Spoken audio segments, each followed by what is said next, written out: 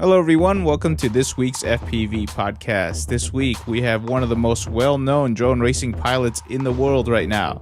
Really excited to have him on, but before we introduce him, Elvin, why don't you say hello? Hello, everybody. Go out there and get them pulse batteries at Heli Direct and any else thing. They got some good sales going on. You know, they pay me good to sit here and talk to Y. That's right. No, you talk to your guests. Free shipping, too, which is great. All right, Jordan Temkin. Baby, free shipping. That's right. Jordan Temkin, better known as Jet. Why don't you introduce yourself? What's up, guys? I'm Jet. I guess you know me from Team Big Whoop, Show Me What You Got / Strike Style, Strike, and of course DRL, and otherwise other drone related quadcopter fun. Definitely. And well, hey, he's really well known. So he's everywhere in terms of the drone industry, which is really great because we get to talk to him about a lot of interesting things. So Jordan, where are you right now? Right now, I am in Seattle, Washington, where I was born and raised. I'm actually driving home because I forgot that we were doing a podcast and I was flying quads. And, before I knew, I was like, "Oh, it's 6:30. Shoot!" He is always unfortunately, flying. You don't see my face, but I swear it's all legal, hands free. We're good to go. Yeah. Yeah, man. I mean, it's so hard to not fly all the time. He just loves flying. The kind of self-control to not go out and fly. That's right. So how many batteries do you carry with you when you're just out and about?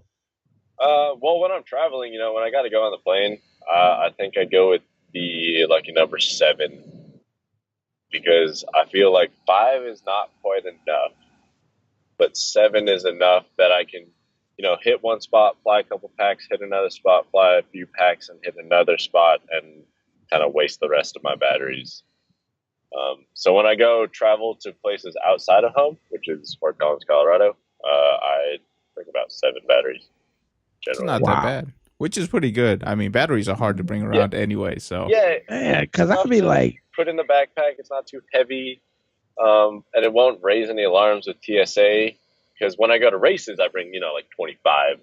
Okay. They don't really like that normally.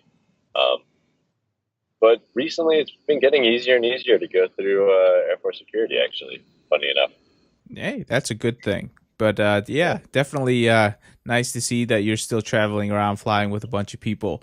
So let's go ahead and get into some of the DRL action that's going on right now. So before we talk about 2017, let's talk a little bit about 2016. Obviously, you are the defending world champion, winning in 2016, signing that big 100. dog. That's right, signing that 100K contract. Can you tell us a little bit about how you felt when you won it all and like getting that 100K so that you can actually be called a professional drone pilot? Oh, how did it feel? Well, when I first won, like when I put down the transmitter, I was like, what just happened?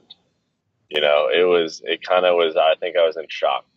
And it didn't really settle for me until I saw the contract with the big number figure. And I was like, oh man, I'm actually going to get paid to continue playing with my toys and like paid good. It wasn't just, this isn't no minimum wage thing. It's, I live comfortably right now, at least for the next year. Flying drones. It's pretty awesome. Well, some people think 75 grand is a lot of money. Yeah. I mean, it absolutely. I mean, it's 100K contracted, so taxes. I lose a bunch of it there. Right. It's more than enough for a single. Well, I mean, I got a girlfriend, but a non-married, no family guy who all he does with his life is ski, mountain bike, and fly drones. I don't have very many expenses, so it's way more than I would ever need. That's pretty cool. So, adventure junkie, you are. Yes, absolutely. Now, when you actually had that contract in front of you, was there any apprehension in signing it, going through all that legal mumbo jumbo? Was there anything that was going through your head before putting your name down? Yeah, I mean, with any contract, you don't just sign the first one, right? So I went back and forth a couple of times, of course, but that's not anything to be afraid of. That's if you're signing any contract, you should always go back and forth. And then we had a few people who have, worked with contract before help us look over it. And kind of, it was a lot of discussion about what's good and bad. And in the end, for me, it was a great fit because, first of all, I could not have continued professionally drone racing without this contract. Or if someone else were to pay me, of course. I was kind of at the end of my savings runway, and I would have to go get a normal job and kind of give up on the dream to some extent. And this contract let me not just continue my dream, but also absolutely exceed it. Like right now, when I go to buy flight controllers, I don't go buy one flight controller. I go buy 15 flight controllers. Right. And having the ability to do that and peace of mind when it comes to my gear is unbelievable. And What's your favorite flight controller? Absolute honor. Oh, favorite, dude, that's a hard question. So I've tried almost every. I started with the KK. Yeah. KK2. Oh my God. Phase of, I've been flying for a little over 3 years now, so I've been through all the nostalgia stuff. And right now I'm flying a total hodgepodge of stuff. I was stuck on KISS for the better part of a year. Actually probably over a year. But recently, man, I've been having so many problems. It's not problems, it's inconsistencies. One day my quad flies incredible, and the next day it's like Jetsons. It's all right. And I don't, that's annoying as hell. And so recently I've been flying Betaflight 3.17, PT1 on. I leave the rest of the gyros on because I don't want to deal with it. I barely tune. I mean, I do tune, but it's very minor. I just want to fly, and that's what makes me happy. So right now I'm actually flying the cheapest omnibus I could find. So it was F3 omnibuses from Ready to Fly Quads. They're like, they're $20 each. But that's what I'm saying. Like when I buy 15 flight controllers, I can't go buy. Well, I'm just cheap. It's not canceled. I won't. I can't go and buy $50, Betaflight boards. So like, I just buy the cheapest thing that will work. That works.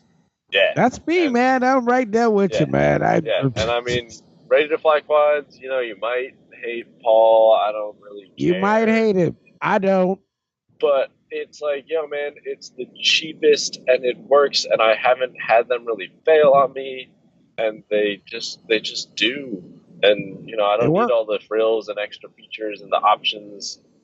And yeah, they just work, man. And then recently I've been using the Hobby Wing 40 amp ESC and the Hobby Wing flight controller that just like plugs in and it just goes. Really?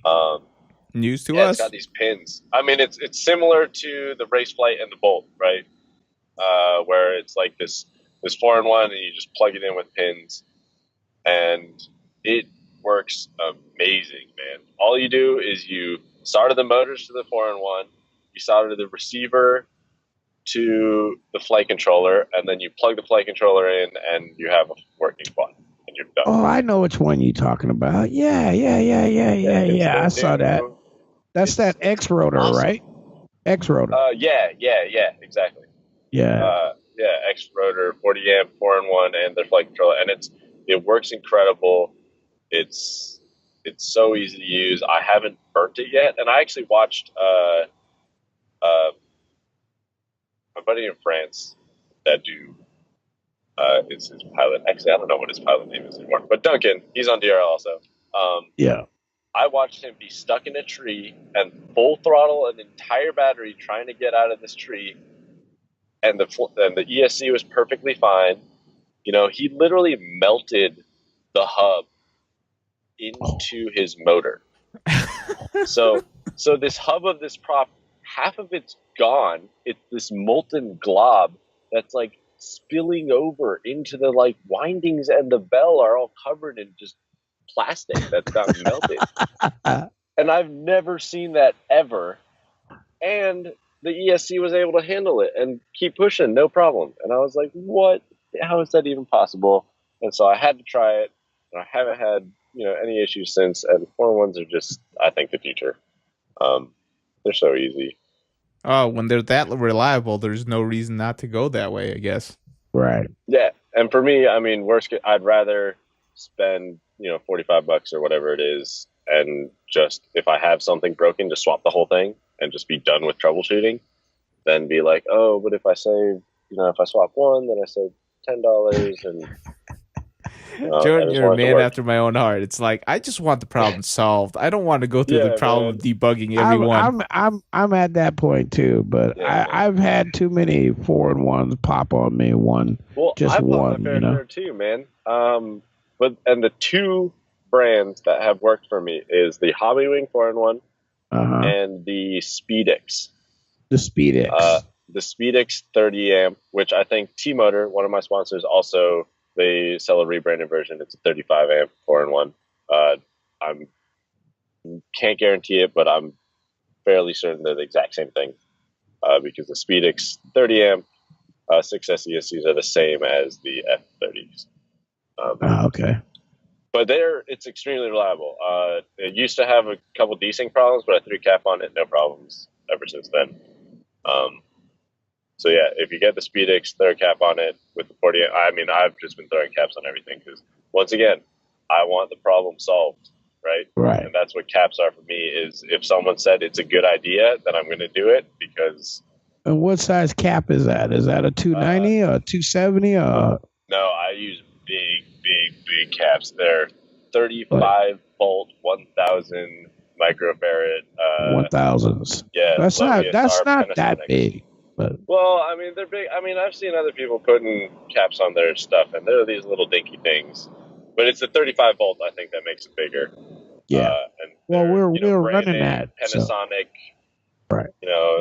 Fancy. I mean, they're like $1.50, but we're in that range. We're in that 35 volt spike range, right? Yeah. And I mean, especially if you're experimenting with 5S and 6S and 8S and 12S, which that's actually something we should talk about later. Yes, 8S. Now you're talking. Well, the 6S is for girlies. The Formula E, the Titan drone thing. Oh yeah. We saw plenty of that. I took part in that. Zach and I are the pilots for that whole project. So, I mean, if you guys got any questions, I'd love to talk about that too, because that is one of the coolest things I've done in recent drone history. No, we saw plenty of posts. We'll definitely talk about the Formula E competition that you did in New York with your Titan drone. That was pretty cool. Unfortunately, you guys crashed out, but we'll get to that in a second. Yeah. So let's talk a little bit about 2017 for DRL for you. Obviously, you came in as the reigning champion, so you had a lot to not necessarily prove, but you had a lot to defend. Yeah, as the reigning champion, right? You're always the defender is always got the most pressure, and in Miami, it definitely showed up for you. So, can you talk a little bit about that? Coming into Miami, first real race back for DRL, and you just seemed like you weren't yourself. Yeah, I mean, I think they did a really good job portraying that on the show. I was nervous as hell. Like because I knew every single person there. Of course they wanted to prove themselves on TV and they wanted to prove themselves to their fellow pilots. But I didn't care if they said it or not, or even if it was true. In my mind, they were out to beat me, right? I mean, I had one last year. So what are they going to do? They're going to try and, win. Yeah, definitely. The best way to do that is to win against the defending champion, right? Yeah. So I was so nervous because I was like, man, I mean, they're all my friends, absolutely, and I love every single guy. And I mean, everyone that flies drones, we're all buddies, anyways. Right. But we're still competitors, and especially at that level when there's 150 crew putting on a race for 12 pilots, and there's a dozen cameras in your face at all times. There's a lot of pressure there. Right. And man, did I feel it so much. It was, and all I wanted to do is like prove it. So in my head, I was like, just don't crash, just don't crash, just don't crash. And I'm sorry if I give spoilers to someone who hasn't watched the show, but it's kind of just about to happen. But yeah, I was just like, don't crash, just don't crash, just prove that you can fly a quad. Right. And I ended up just like holding back too much. Like I was going so slow and I just didn't want to crash, and I wanted to prove that I wouldn't crash. And then finals came around and I was like, oh, I don't know how to go fast. Like I forgot how to race. And all these other guys took off and they're gone. And I'm like, oh man, I'm not comfortable at high speeds. Like at all. Oh no. Because I just got so in my head that you win by not crashing. Right. And and you can win by not crashing, but also go fast. But I was not crashing and going slow as hell. And it didn't click. And the rest of the guys outclassed me, and like bravo to them, because they absolutely whooped my ass in that race. Now you had your moments. Yeah, you had your moments in that heat or in the races, but here and there, but overall it wasn't enough to podium, and that's really all that matters, I feel like.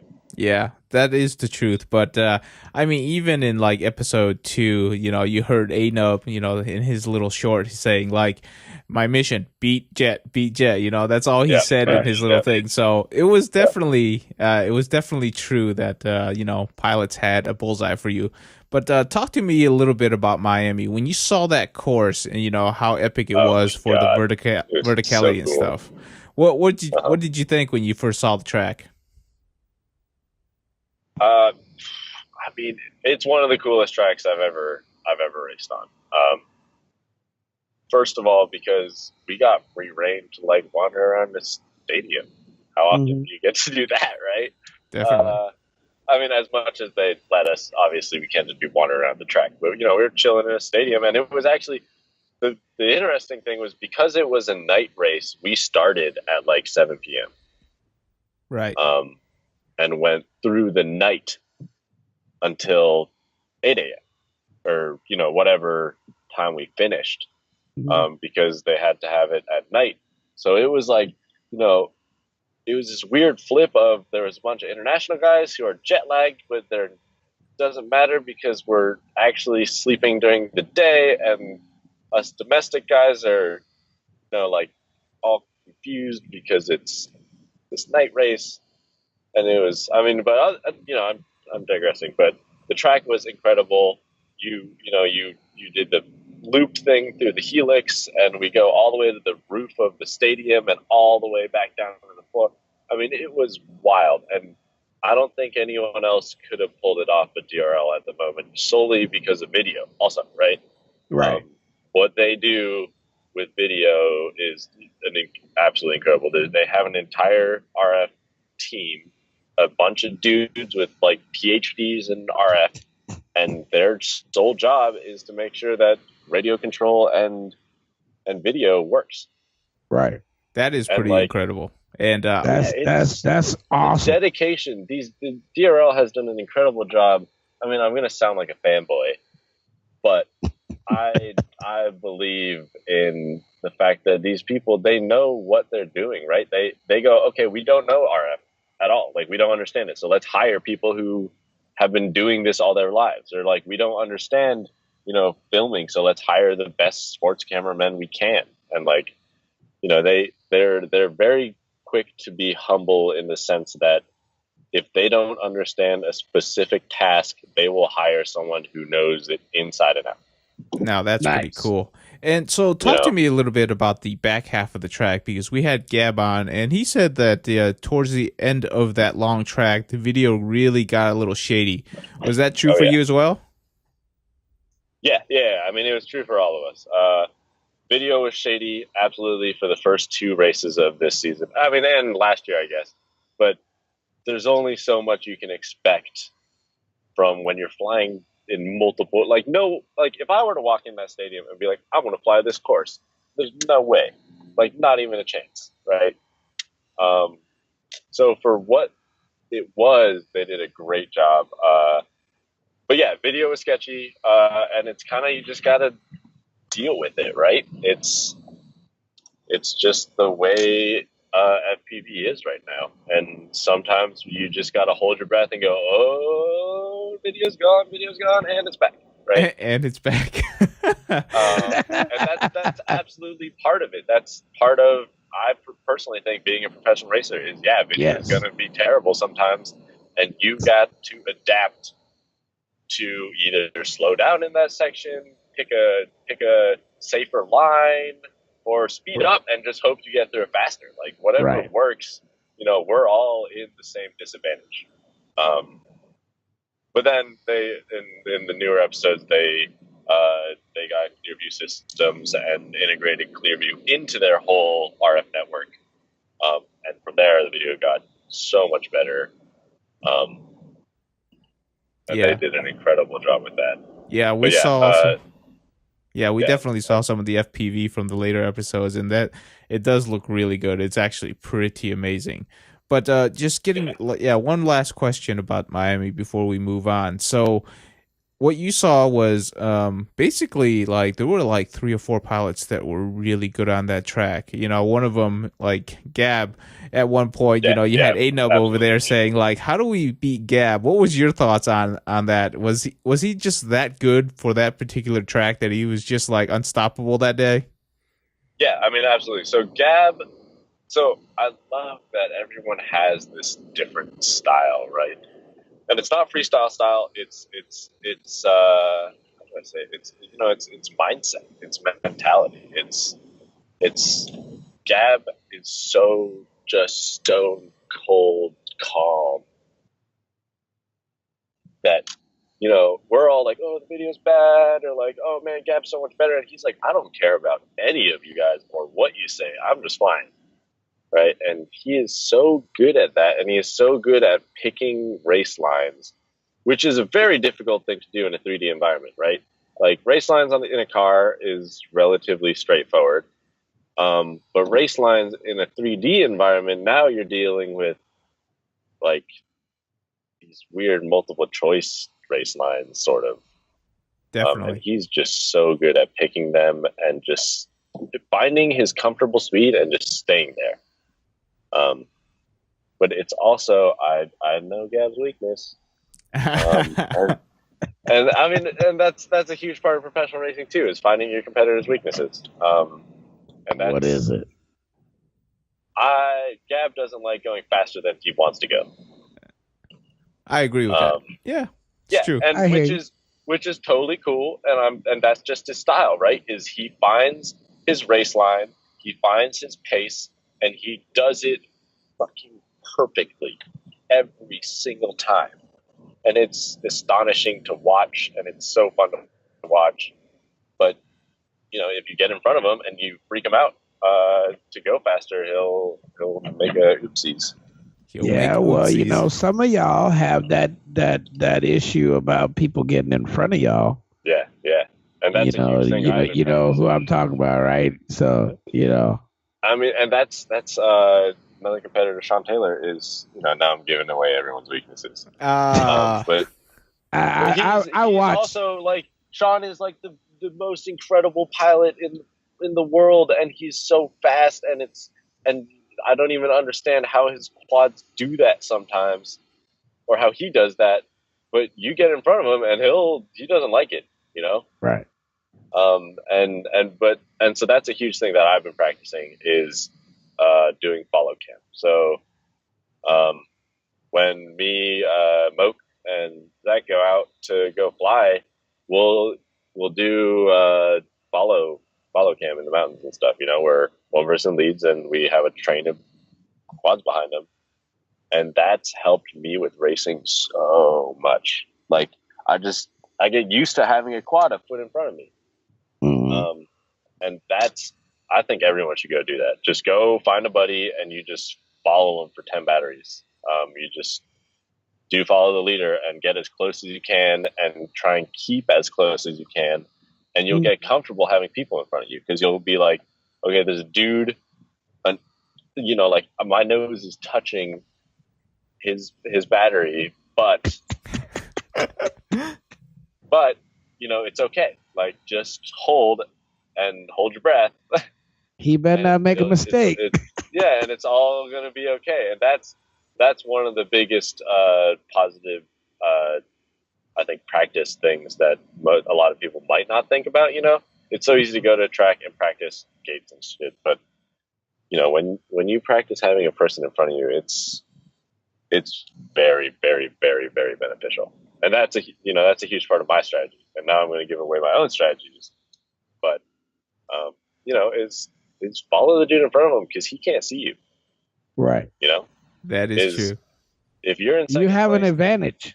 I mean, it's the same in F1 racing or any car racing, right? Is you see in F1, they're racing for 72 laps or 73 laps or whatever it is, and there's the dude in front and the guy is drafting him for 35 laps, right? The dude in second place is right on him for the entire race, and the last turn, he just swoops out in front of him and gets the win. Catches him in the weak spot. Yeah, and that's a huge part of F1 racing. That's a huge part of NASCAR. That's a huge part of foot racing, and like any kind of racing, that is a huge, huge, huge strategy. And especially when you have blinders on and you only cover you can.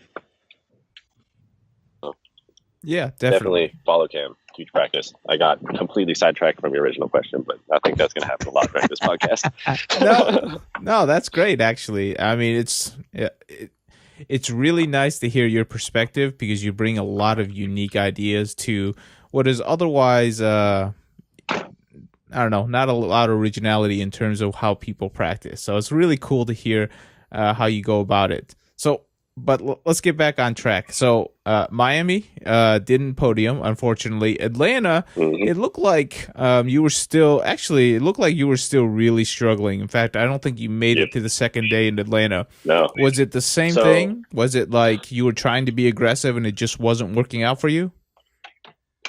No. So really, it was so that's actually the first time. So Miami was the first time I didn't podium in a DRL race. Right. All of season one, I podiumed at every single race I competed in. And then Miami was the first time I didn't, but I made it into finals. And Atlanta was the first time I didn't even get into finals and had to watch my fellow friends fly. And that was like my lowest, like, oh man, I can't even race quads anymore. Like, what is happening? And it was, everyone's going to, take it as they will, but the video in Atlanta was pretty bad.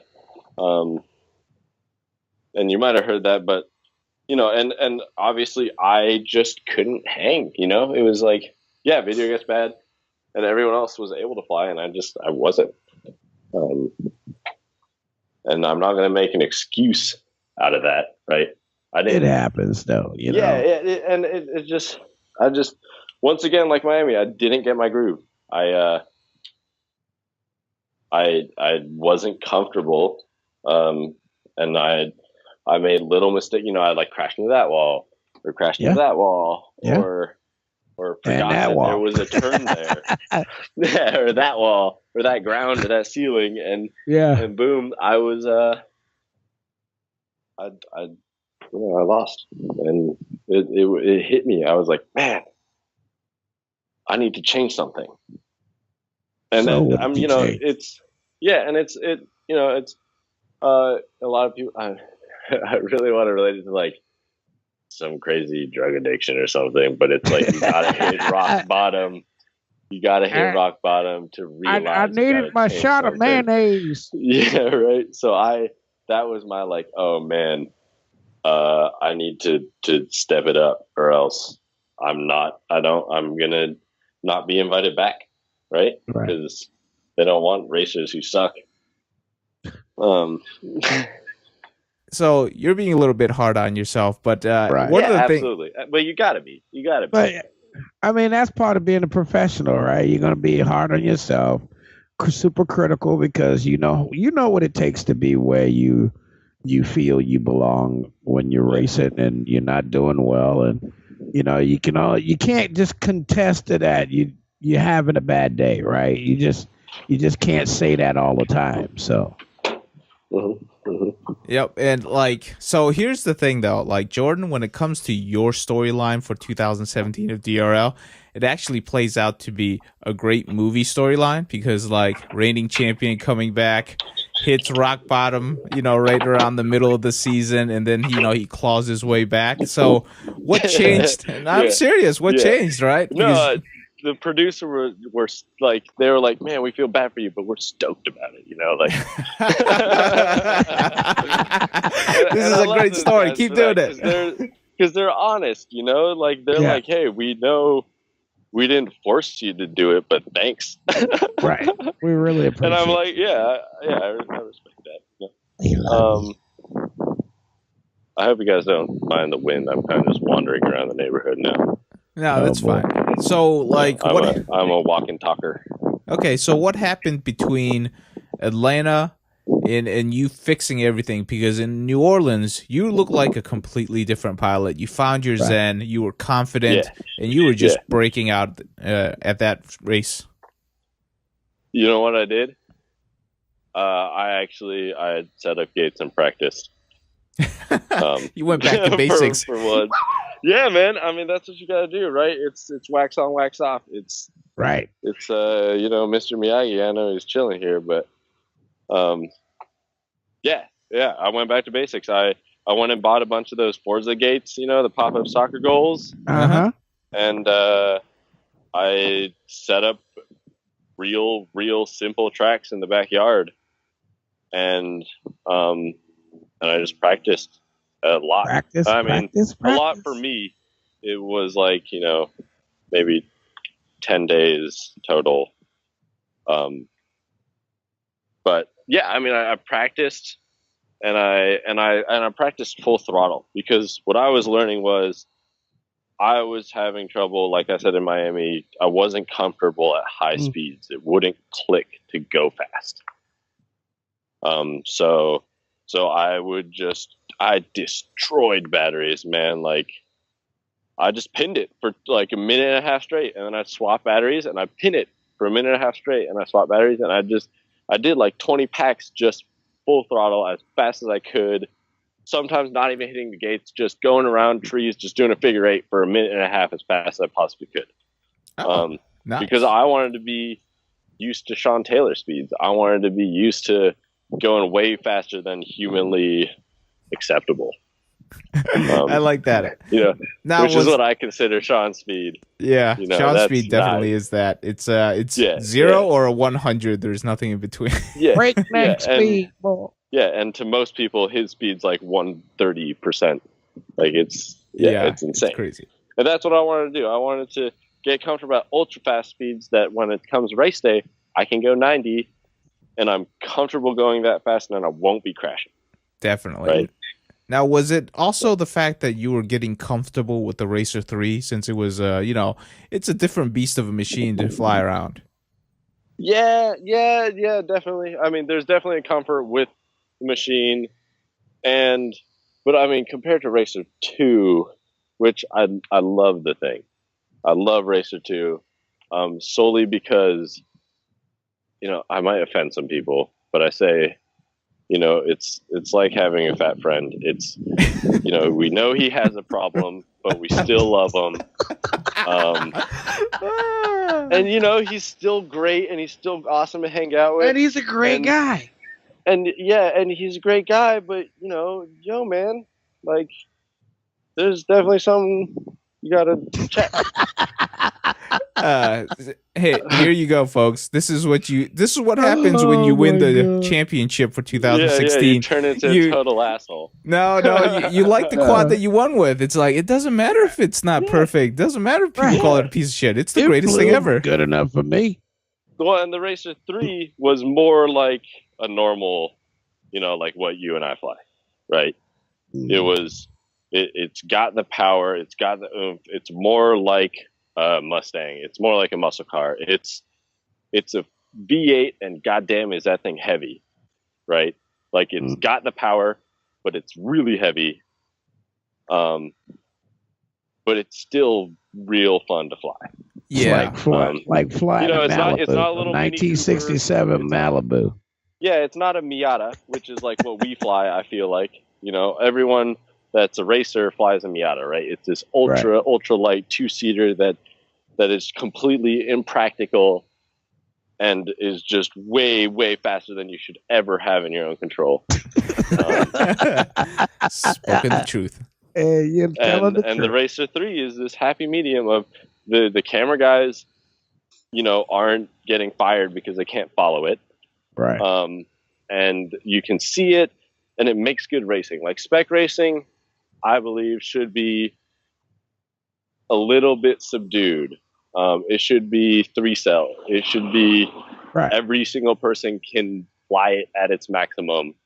And now you're not winning because your quad's a little bit faster, or like even if you blew out that turn, you can catch up in a split second like you can with our current quads. You get punished for making mistakes. Right. Where with our current quads, you don't really get punished for making mistakes. Right. You blow out a turn and you're like, pop, I'm right going back in it. 60 miles 2 seconds an hour late. again. Yeah. And Racer 3 is this great medium of fast, and you gotta kind of think ahead. You blow nature. And you blow out turns and you're running into a wall. It's that ship that if you blow a turn, you might have been in first place, but because you blew the turn, you're gonna end up in third. Yeah, exactly. Definitely. Yeah, definitely. I think all of the pilots that competed well learned that, and you can tell that the pilots that never really got, I don't know, it felt like they just never practiced with I'm gonna be honest, no names, but it felt like they didn't practice with the Racer 3s because they could never get it to sustain speeds, whereas the top pilots like you, A-Nub, and Gab, you got so used to it that you knew how to fly. Hey, good to see you. Hey, I'm on now. Yeah. Oh, look at that. So just wandering through the alleyways. There you go. So like Jordan, what I'm hearing is that you got to learn what racing line means for the Racer 3, and that's how you can sustain speeds to be, at top 3 almost every time. Yeah, and I wouldn't say they didn't practice, because let me tell you, I think the dudes who did well, I think some of the guys who did worse actually practiced more. Right? Like, okay. Like, I think everyone practiced an incredible amount. Zach and I just have a slightly different strategy to racing or practicing. But yeah, I mean, if you looked at the DRL chat, you'd be like, man, these guys fly so much. Like, what the hell else do they do with their lives? And the truth is, they don't do anything else. We all just fly every single day, all the time. And it's still racing. So you have bad luck sometimes. You just one day you're not in it, the next day you're in. One day you feel good, the next day you don't. And yeah, it's the name of the game. And I mean, it's the same as any other sport, right? You have on days and off days. Definitely. So for New Orleans, once you got onto the track and because of all that practice, did it just feel comfortable for you right away and you just knew it was going to be your day? Yeah. And that's very much how, I guess I'd consider it, I'm an emotional person in that way, right? It's like in Miami, like I didn't feel good, so I didn't do well. And in New Orleans, I was like super stoked. I was like, I practiced a bunch. I like this drone. Like, I like this track. Like, and I got on the track and I immediately felt great. I was like, this is it. Like, I'm on it. And I think it showed that it clicked that time. Definitely. Now, one of the things that they really got good at showing you for Sparty, especially in Mardi Gras, was the fact that you were able to recover from some of the most gnarly midair collisions. Like literally, people were hitting you left and right, and you still were able to recover. Even Gab mentioned that. It's like, I don't know how he does that. Like somebody in midair, he just flips around and he just keeps going.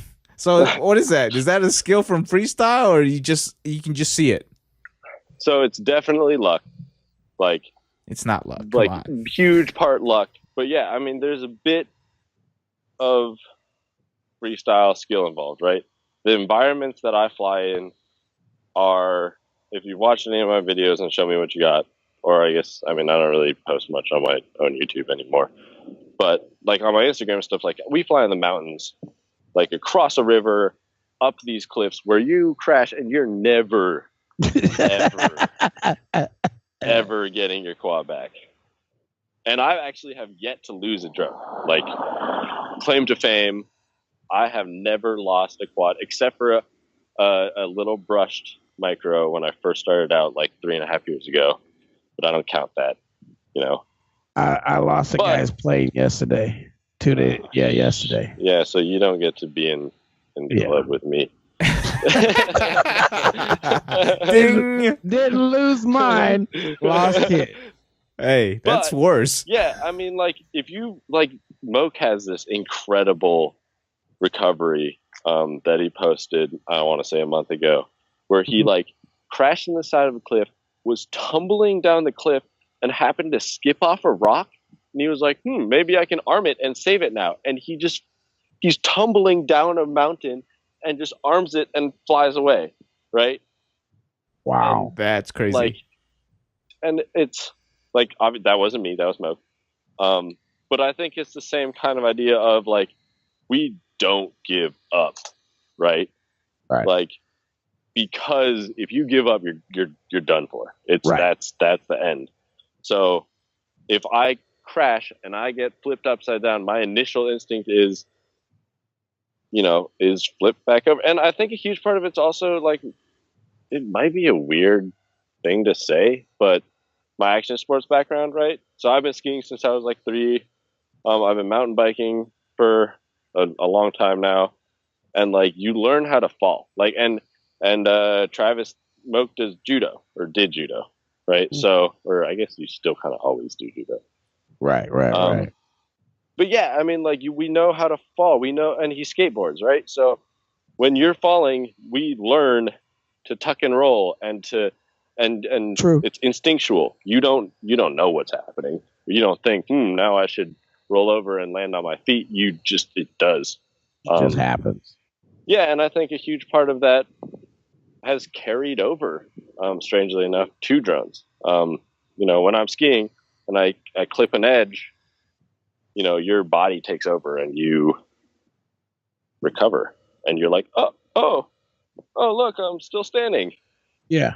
And I think it's the same kind of thing with the drone. I get hit and I'm like, well, oh, hey, look, I'm still up. And and I think my fingers kind of just do it. Yep, the reflexes just kick in automatically. Yeah, and I think everyone can learn that for sure. Like, it's just, you get comfortable. I say it's practice. It's your practice and your confidence. You don't panic when it's that moment when, like, you see it on some guys' face, and some stuff happens, and you could see the bewildered look in their eyes, like, what the hell, you know what I mean? Yeah. And then you get good enough that your instincts take over. Right, exactly, and you it's just you just keep flying. And I mean, and step number 1 is muscle memory, right? So like, right, when you're first flying, you're thinking about your fingers, and then when you get better, you don't think about your fingers and you just fly, right? And Definitely. I think the next progression in that instinctual muscle memory is like a recovery, and Wild Willie, if you watch the season, he is by far the luckiest on that front. Yes, he is. Or skillful, whichever we're deciding it is. It's right? both. It's both. We're gonna say both. Yeah, it's absolutely both. But I think a huge part of it's also just luck. Did your prop break? right? That's luck. And strategy. I mean, if you fly high, you have a higher likelihood of surviving than if you fly low. Solely because you have more room to recover, and you don't have, if someone hits you from the top, your props are going to get smashed.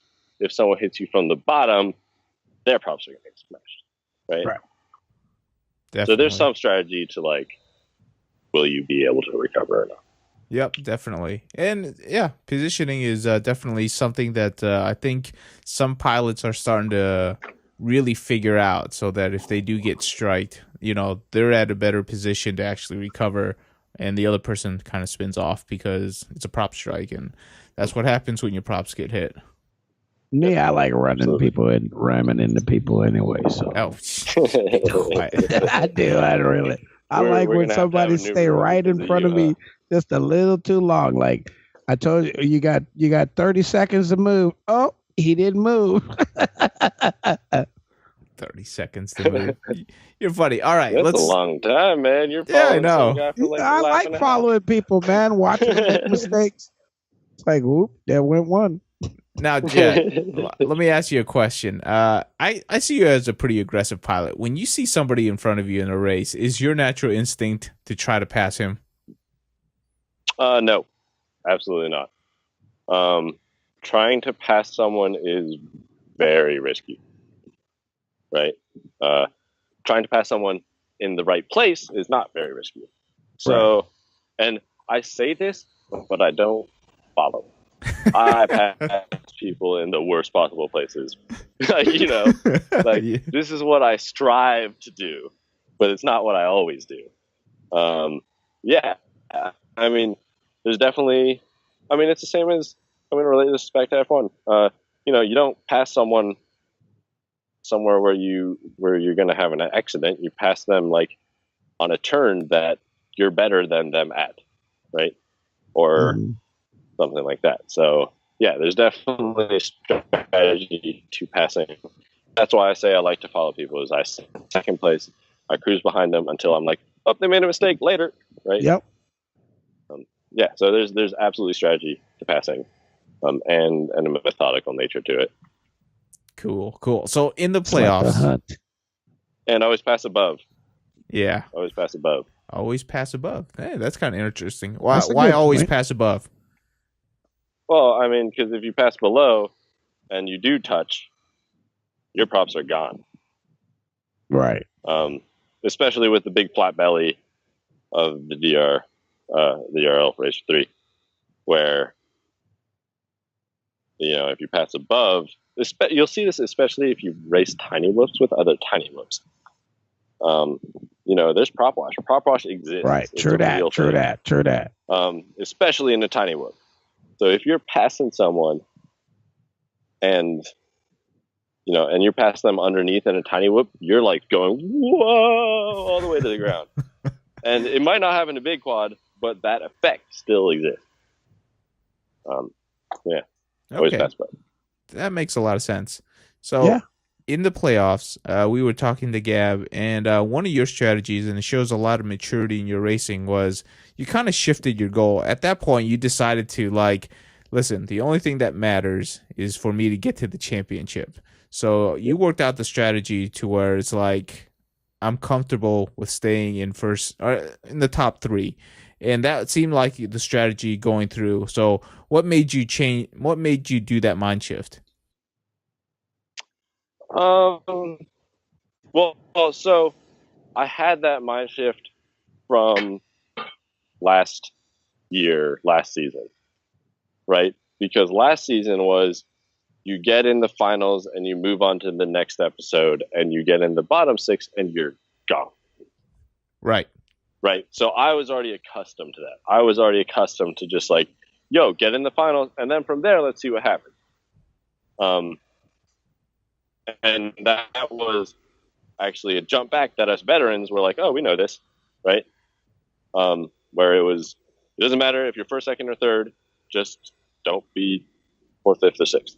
Right. So that's what I did. I I think I said in the episode, I literally followed Gap the whole time. There was no reason for me to try and pass him, because if I try and pass him, we risked a midair. There was no reason for me to do anything but keep a good, safe 2-car length distance like you're supposed to. And, I followed the laws on that one. That's the first time. I kept a 4-second spacing between the driver in front of me. Oh, God. And made sure I wasn't in the pack, right? It was Gab and I were, I think if you saw, it was like Gab and I in front and then the pack behind us. And when you're in the pack, that's a dangerous place to be. Lots of movement, right? Yeah, and you're side by side with dudes and you don't see each other and you're mid-airing and you're crashing and everyone's getting all pissed off because you got to try hard because you're in the pack and that means you don't have as many points. Yeah, my strategy was just follow Gab and get second every single race, and that's exactly what I tried to do. Yeah. Unless I saw him mess up, and I was like, haha, my turn. But yeah, I followed. Yeah, it's like, I followed the laws, except, when he messes up, then I'm totally taking first. Then I'm absolutely going to take advantage and punish, but until then. So it looked like you were really comfortable on that track too. Was that the type of track that you really liked? The playoff track looked pretty interesting. Yeah. I consider myself a faster pilot, right? Where I kind of just like to do these big sweeping, connecting apexes, where you're not necessarily doing turn straight. It's like one big turn as much as possible. And I think that's what I did in Germany. Was there was a section, the whole back straight, or not straight, back turn, where we kind of flew around the pilots and stuff, where it was like this giant, it was after the split S, you take a left and then it's just, you hit like, you go gate, and you can make it this one big arc. And I love the feeling of that. There's nothing better to me than hitting like this perfect bank where you just hold your sticks and you fly through the whole course without moving. Like, what's better than flying without doing anything, right? I love flying Germany because of that, and that's kind of sort of how Mardi Gras World was as well. Oh, right. It was kind of this in the same sense. It was these big sweepers where you kind of just hold your speed. You're not accelerating. You're just holding this cruising speed, and I love those courses. Pretty cool. Yeah, it sounds to me like you found just the perfect sweeping lines that you love, and actually holding speed is probably one of the hardest things to do in Racer 3 because it's so easy to lose speed if you turn a little bit too much. Mm-hmm. And that was a huge part about me following Gab. Was Gab is, if I was like, hey, I want to find the best lines on this course, you go watch Gab, right? And that's what I did. Was I followed him and I learned, like, wow, this is what the perfect line is. I was like, whoa, where I just followed him and I was like, wow, this feels good. Like he knows his stuff.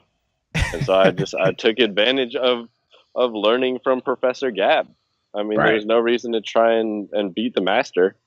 Learn from him while you can. Right. I like that. That's pretty good. While the class is in session. Class was in session, man. Yeah. Take the notes. And then get in front of him so you can throw him off his line. And then use them notes on his line. And then when he messes up, you make sure he knows he tripped. Right. Yeah, you and Ada both the same way, I swear. All right. We do live together and we do a lot of things together, right? I see him as a brother in that sense.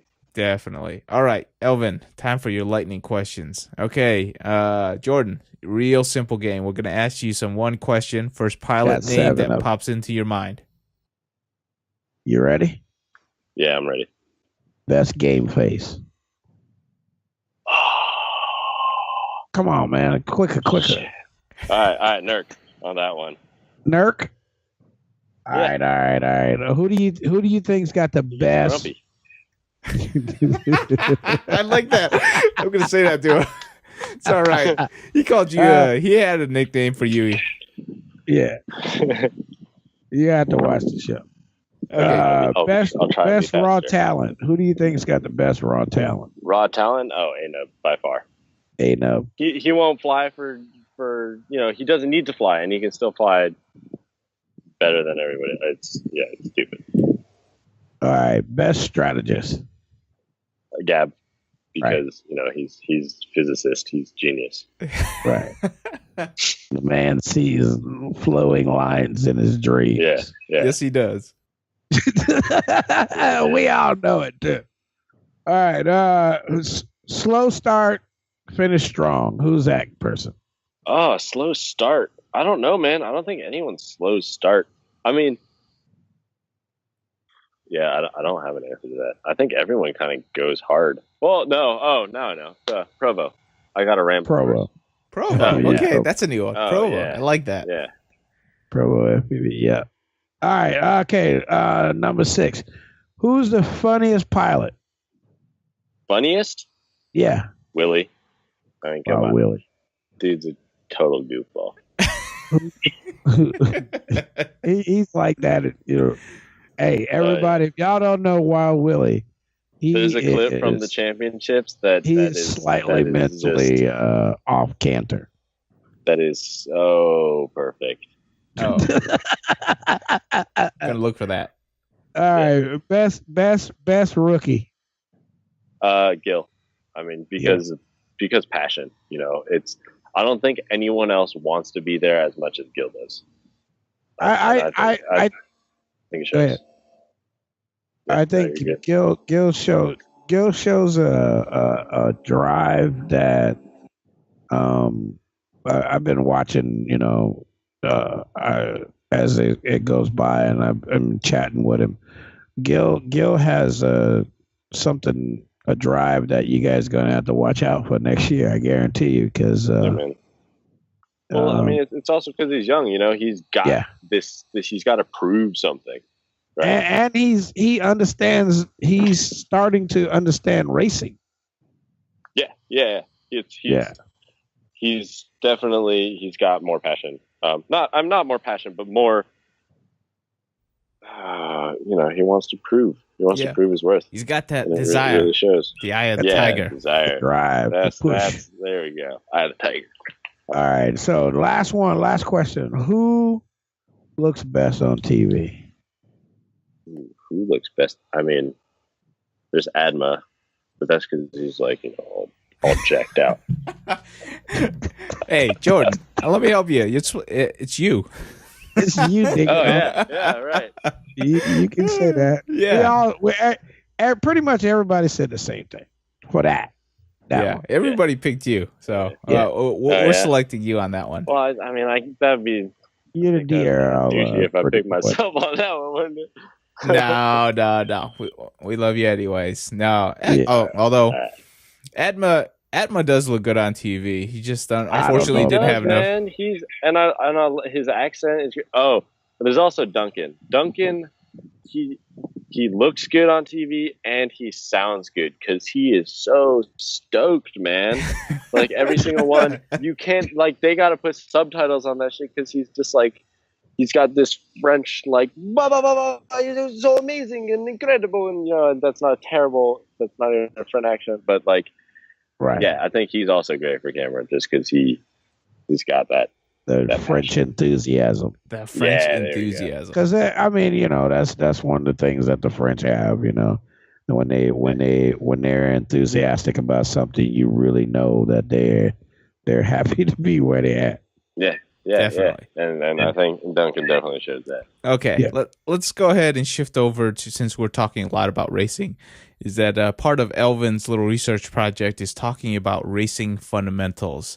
So Jordan, how did you get to be that fast? What do what's your secret without giving away too much of your secrets? Oh, racing fundamentals. Yeah, where'd you learn them? I mean, you can start there. That'll be easy. Where'd you get your basic racing fundamentals? Actually, let's start from the very beginning. So as I said before, I'm a skier, and Right. I love skiing. Right. And I've unfortunately, ever since drones happened, I haven't skied nearly, I've only been skiing like 10% of what I normally ski, or less, which sucks. But because I used to go 70 days a winter. And last season I got 9. Wow. Which is lame, man. But I used to ski race when I was young. Mm-hmm. That's definitely, that's where I learned my lines. That's where I learned the momentum game, right? Right. You have a better turn and you have a better edge and you keep your speed and you don't need to accelerate. So that's a huge part of it. Yeah. And then my dad's a huge car guy. Like right now, he recently started rally racing with a team that's based out of Seattle, Vancouver area. He didn't do that before, but I've always watched racing with him. And he's very much, I destroyed an engine and he rebuilt the entire thing. He's a car guy, and I've always been around cars. I've always driven a manual transmission all my life, and I don't ever plan to stop doing that. And that's definitely been cars, huge part of it. So yeah, that's where my racing fundamentals have been, is not drones. And also, actually, now that we're rambling about it, or I'm rambling about it, Chris Thomas has taught me a lot. Really? Because if anyone has ever hung out with him, they know he loves karting. Yes. And so I've hung out with that guy a lot, and I've gone on trips, we've gone on to NAB in Las Vegas and gone to other meetings and stuff, and we've hung out, and we, every time I'm with him, we go karting, and just go-karting has taught me so much about race lines. It used to be that he would whoop me by seconds, and there was no chance, and now I can at least moderately keep up and maybe have a lap that's better than one of his worst laps. Nice.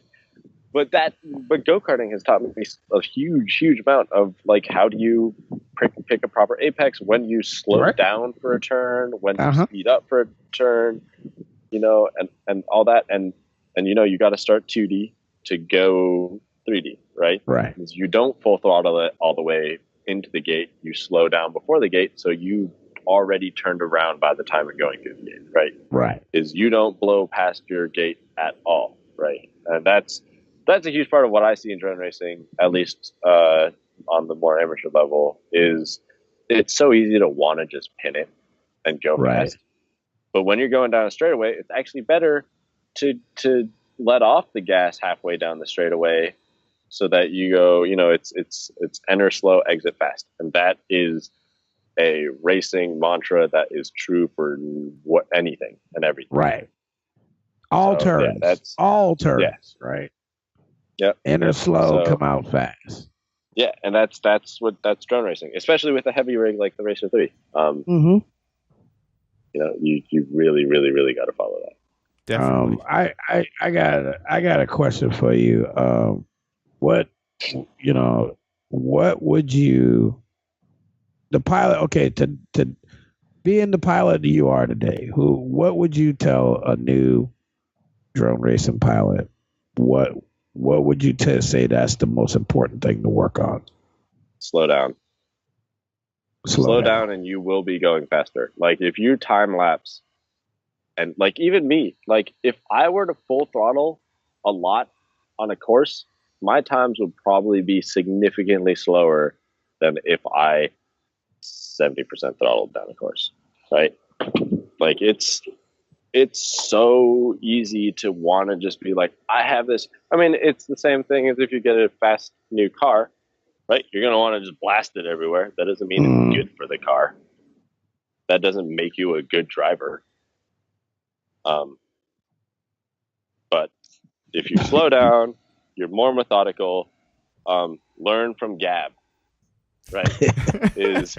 You're not speeding up and slowing down a bunch. You find this speed and you fly that one speed the entire course. I want to show you guys this beautiful view I'm seeing here. Oh, nice. That's what I'm enjoying while you guys are sitting in your offices. I see how it is. Jet. That's a question came from one of my buddies. You know, a couple of them, they watched the DRL stuff, and you know, and they listen to all the other podcast shows, and they're like, hey man, who you having on? I'm like, we're having Jet on. They're like, oh, I got a question for Jet. Yeah. So, it's slow down and enter a gate. You should never be blowing past a corner, or like, you know, those courses where there's a gate that you go through and turn around and do like a hairpin. Right. Every single, I'm not going to say every single because that's absolutely wrong, but a majority of people who race just zoom straight through the gate, and then they turn around and it's like, wah, and then they go, right? Where what you should do is you go bop, and then you slow it and you turn through that. So you should be using the inside pull of that gate as a flag, and you should be like inches from that. You should never be going feet or yards past this gate. You should never see the gate once you've turned around. That's not okay, right? Nice. So yeah, that's and that's what slowing down will do. Slowing down will prevent you from just blowing past stuff. True.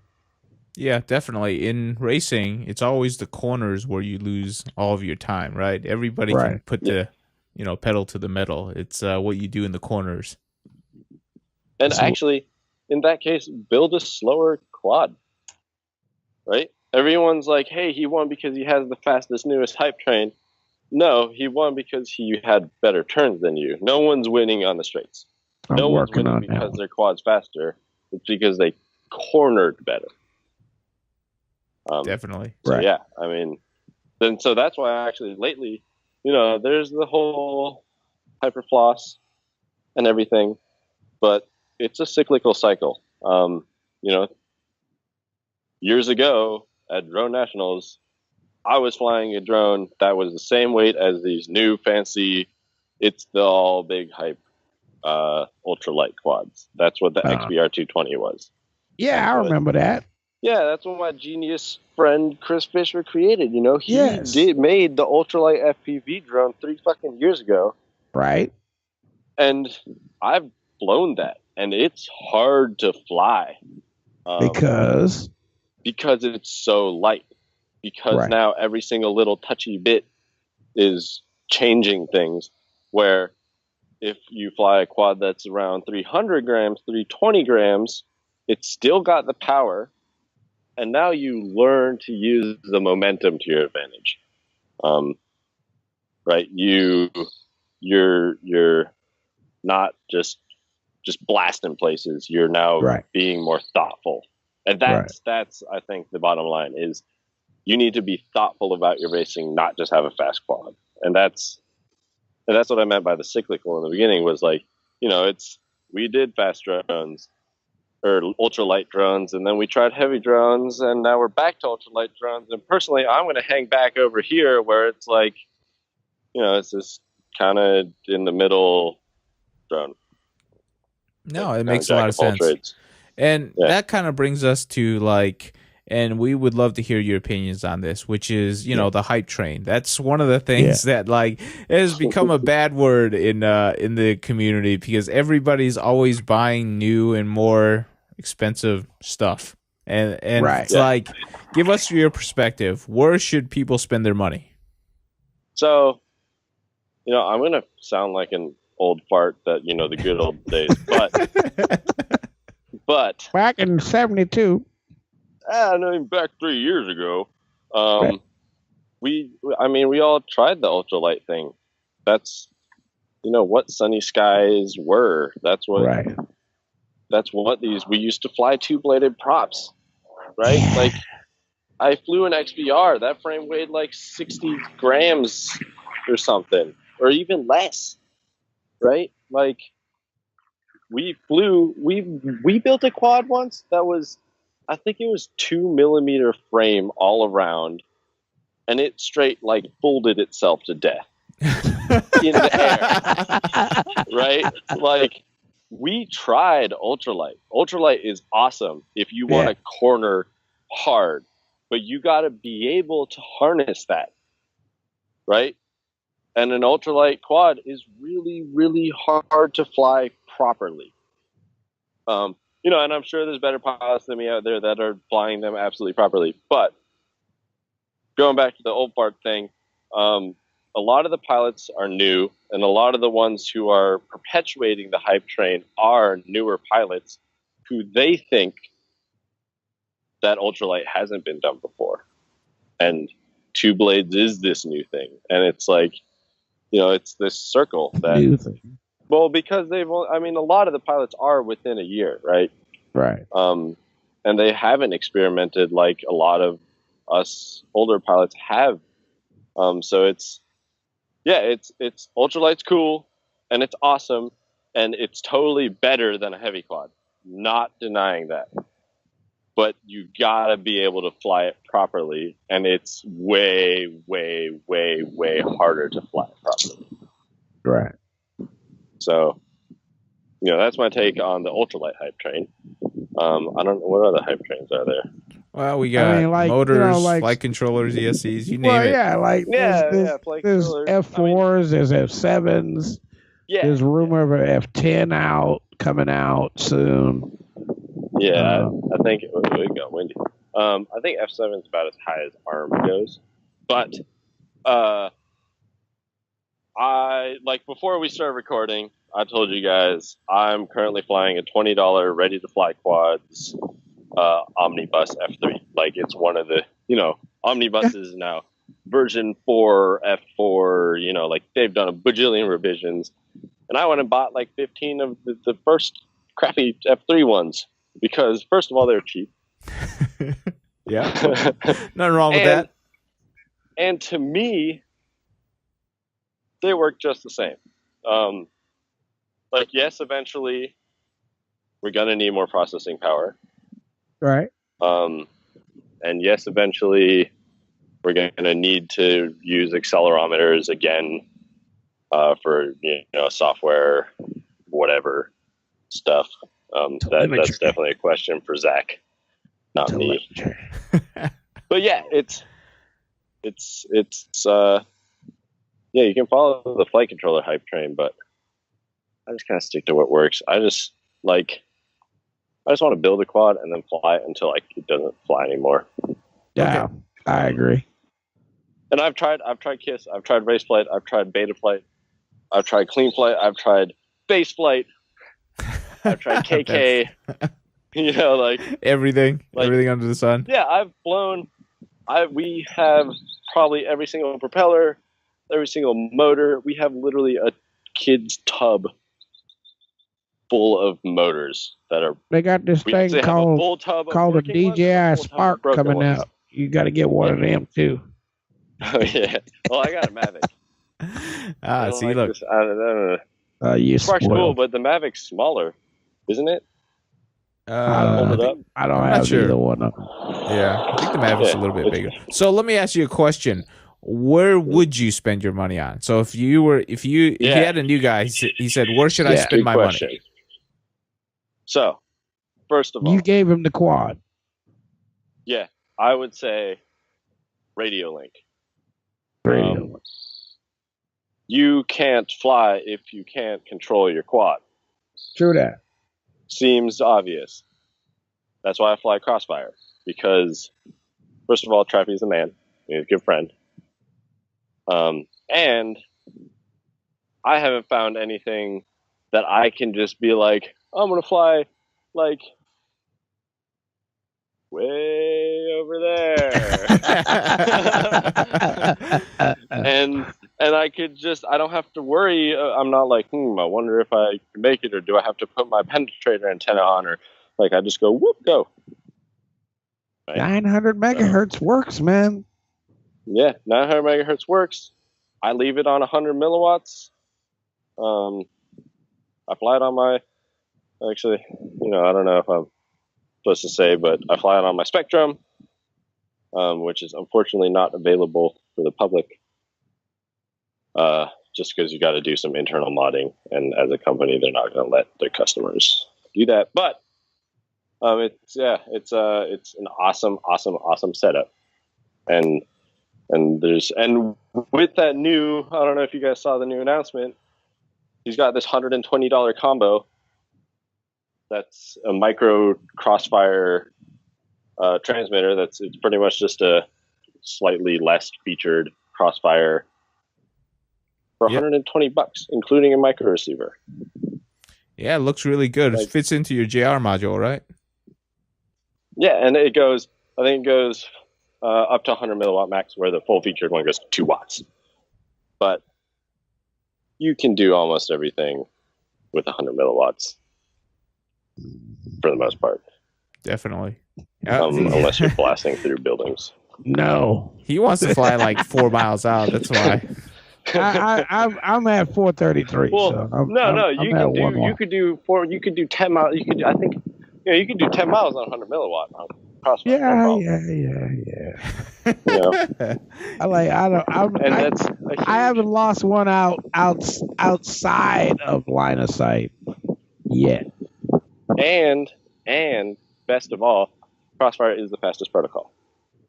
Okay, I did not know that. I give you that. Yeah. So there's S-Bus, and it's cool and all, but CRSF is faster than S-Bus. Huh. Okay, I just learned something new. So it has a refresh rate of like 150 hertz or something, where S-Bus has a refresh rate of 50. But, it's like 3 times faster than S-Bus. So you get now, with Crossfire, you get virtually unlimited range if, disclaimer, you follow RF rules, right? Right. And if you don't know what RF rules are, is go research what Fresnel zone is, and go. If you don't know, you shouldn't be out flying. Yeah, and you shouldn't be out flying that far, and you got to mount your antennas properly. Right. And yeah, your quad is a carbon fiber Faraday cage. Right, that's true. If you mount your antennas on your arms and you complain, shut up, right? Because that's not how you should be mounting antennas, and you should know better. And if you don't know better, go learn and do it properly. Definitely. So Crossfire is number 1. Okay, what's next? And then number 2, video. I mean, like general goggles / VTX would be my second pick. In terms of goggles, find one that's comfortable. You don't want to be uncomfortable when you're flying, right? True that. That's lame. That's like picking a car and you hate the seat. It's like, I've been in that car. You're going to be spending a lot of your time in that thing. You want to be comfortable. What the hell? The rest of the car is perfect, but who the hell designed this seat? And you can modify it. You can take the seat out and put a new seat in. Right. That's what I did. That's what I did to my 510. Yeah, I have Fat Shark HD2s, and I cannot use the faceplate. Really? I hate that thing, man. It sucks. Oh my god. So, well, I mean, I come from a photography background, so I'm used to having like iCup type things. Oh, I can't stand the iCup. And I hate light leak, and I don't like And I haven't, it's Asian fit. The faceplate is not Asian fit. The half side of me affects that.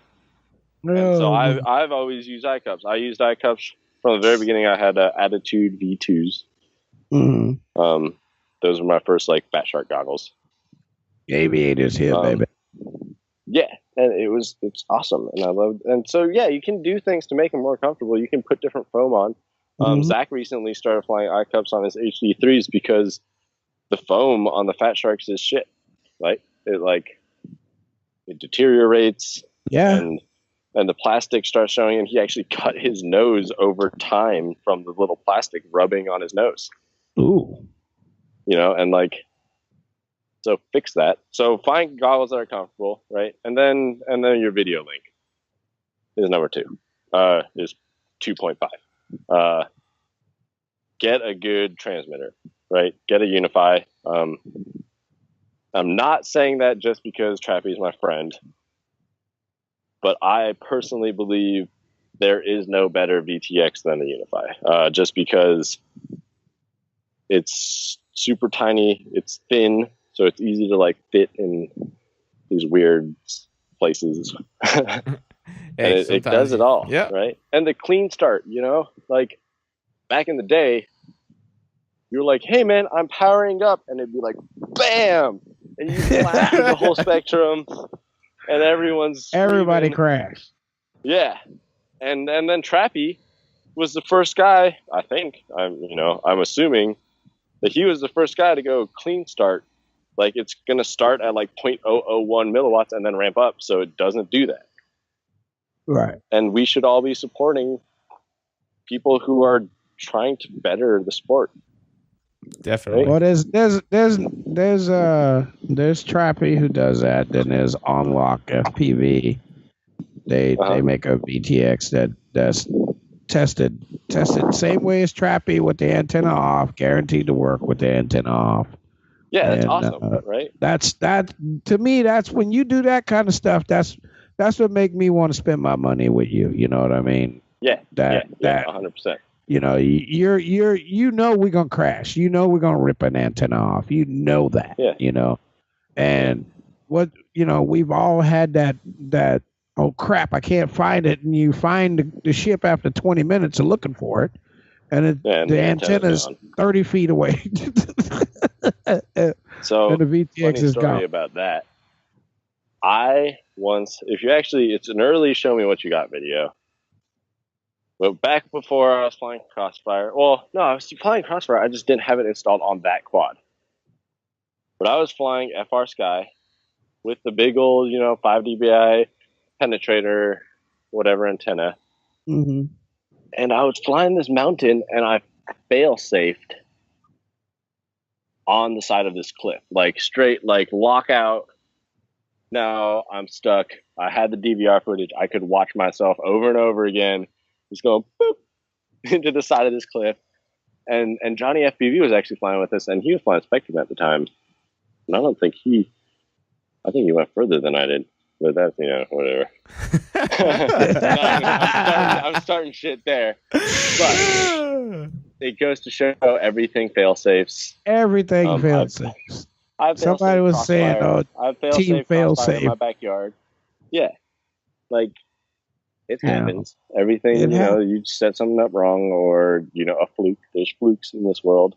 Right. I crashed on the side of this cliff, and it was the first 10 seconds of this flight, maybe 20 seconds of this flight. So this full battery, and I was leaving, and it was as the sun was setting, it's across a river, up a mountain kind of place. You're not getting there. Yeah, you're not getting. And I was leaving to go visit my girlfriend for a week in Chicago with her. The next morning. Uh-huh. So I crashed this quad. The sun has already gone behind the mountains, and I'm like, damn, I just lost my first quad.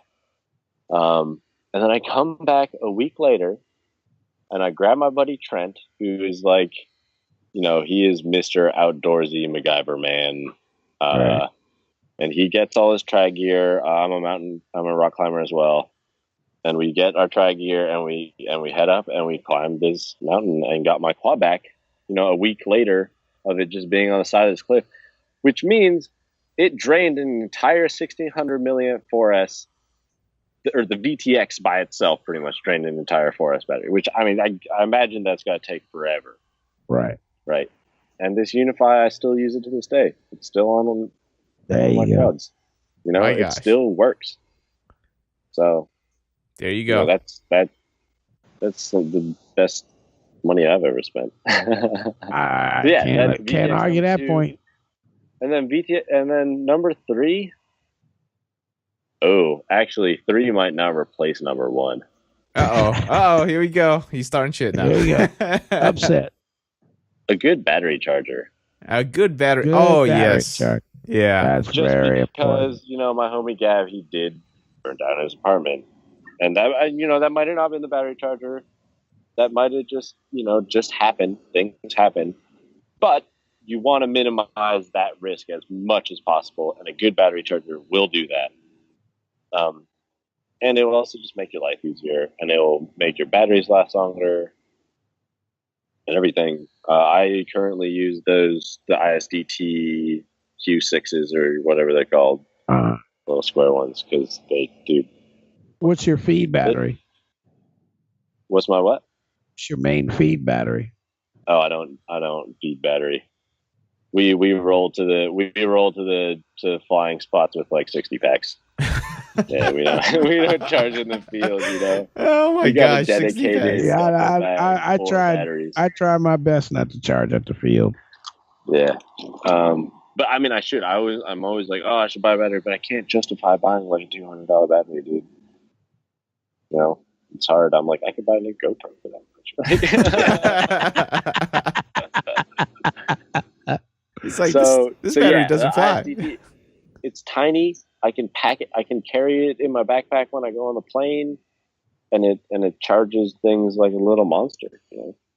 I can't see a reason to buy anything else at the moment. They kind of took the game by storm.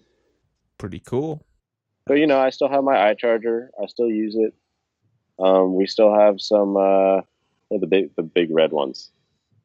The big red ones? I don't know. It's like it's their charger company. We have FMA. Venom. Charger company, Red. Yeah, Red. Thunder Power. Thunder Power. Thunder Power. Oh, wait. Thunder Power is one of my sponsors, and I love their stuff. I love their batteries. Yeah, we can't remember the name. Dual port. Yeah, I know what you're talking about. They're always red. I forgot. Box over here somewhere.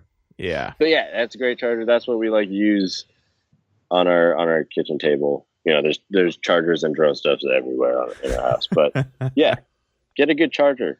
Don't get one of those crappy displayless ones or the old IMAX B6, because those are like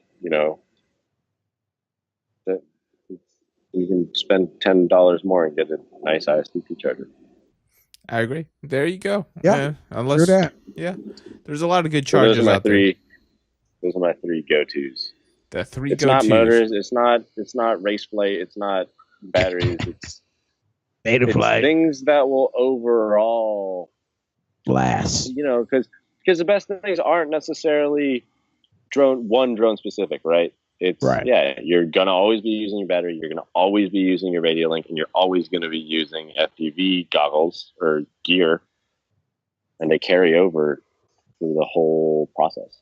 Yeah. I think that's where you should spend your money. Is how far will it go? Like, who's your battery sponsor? Thunder Power.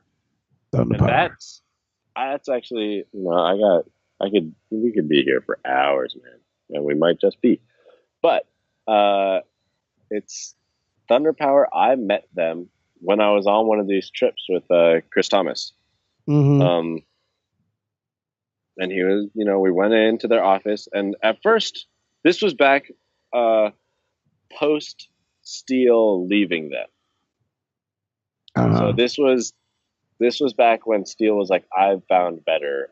SMC is the best. And I was like, okay, so I'd never used Thunder Powers. I thought they were this huge company, big corporate, yada yada. And I go to their office in Las Vegas, and it's like, it's this it's this cool little place, and they're like the nicest, awesomest people ever. And we met, I think he's the owner.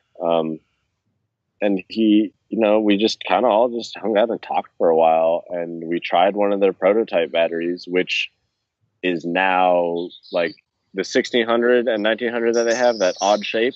Uh-huh. And we went in there, and Zach and I were both like, man, we wish we had this more, not full cube like the tattoo, but more like long kind of blob, whatever you call them, battery. And they're like, oh, hey, we just prototyped one, and we were just messing around with the idea also. And they gave us each one, and we loved them, and I was kind of blown away at the way they flew. And then we've kind of just always been with them since. And I have batteries from them that I want to say have at least 500 cycles on them. Like, wow. We got it. Yeah, we got a shipment of them around Governor's Island Nationals time.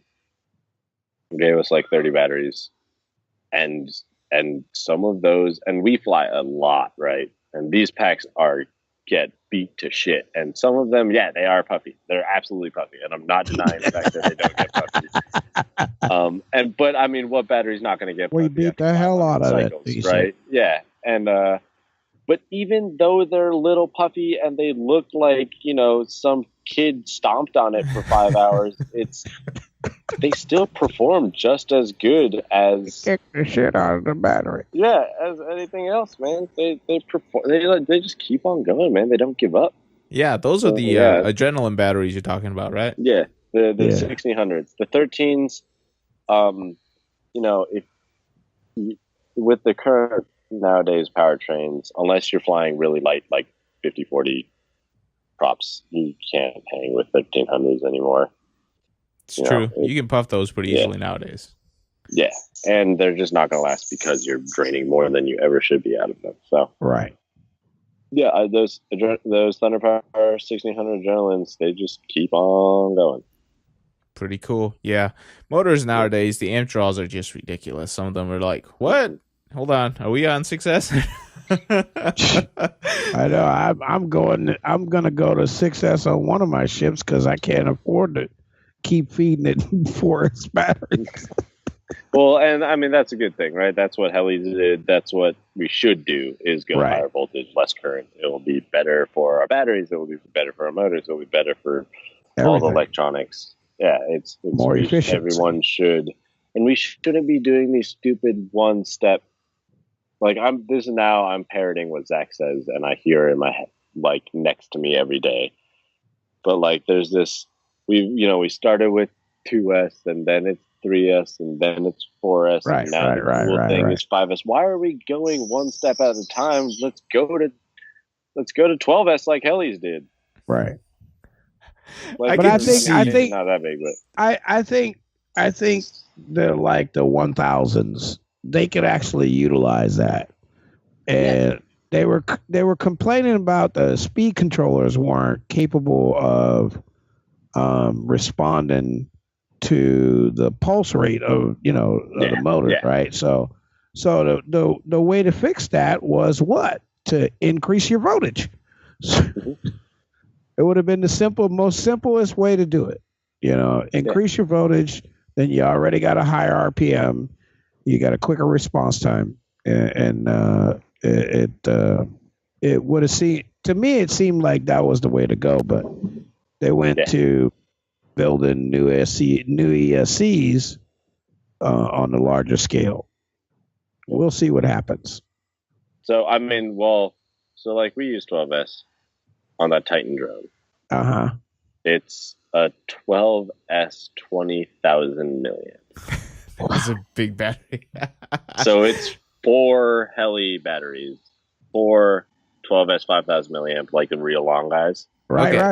Jordan, I got one. Jordan, can I hold you on for a second? Can you hold on for a second? Yeah. So what we're talking about is that both ANUB and JET, They had a competition up in New York, Brooklyn, with Formula E. So that's the electric version of Formula One.